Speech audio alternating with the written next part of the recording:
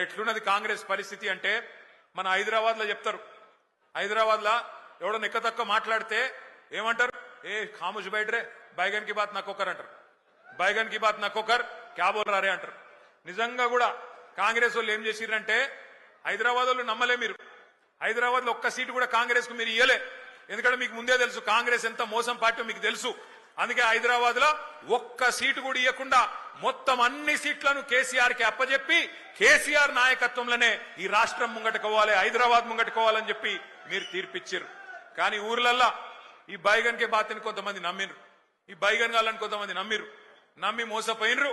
ఇలా మోసపోయిన వాళ్ళు మీకంటే ఎక్కువ ఊళ్ళల్లో తిరుగుతున్నారు. మీరు చూస్తున్నారు, యూట్యూబ్లలో తిరుగుతున్నాయి, వాట్సాప్లలో తిరుగుతున్నాయి.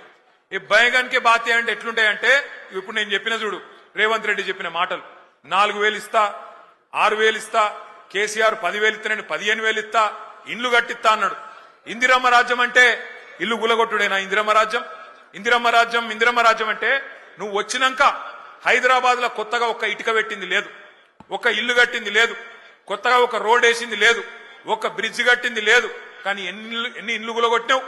ఎంతమందిని ఇండ్లలో ఉండే మా గరీబోళ్లను ఎంతమందిని రోడ్డు మీదకి నూకినావు? నీ హైడ్రా బుల్డోజర్ల అరాచకం ఆగాలంటే ఖచ్చితంగా మన అభ్యర్థి గెలవాలి. ఇవాళ జరుగుతున్న ఈ పోరాటం ఏదైతున్నదో తెలంగాణలో ఉన్న గరీబులకు, తెలంగాణని ఇవాళ గద్దల్లాగా తన్నుక తింటున్న కాంగ్రెస్ వాళ్లకు మధ్యనే జరుగుతా ఉన్నది. మీరు దయచేసి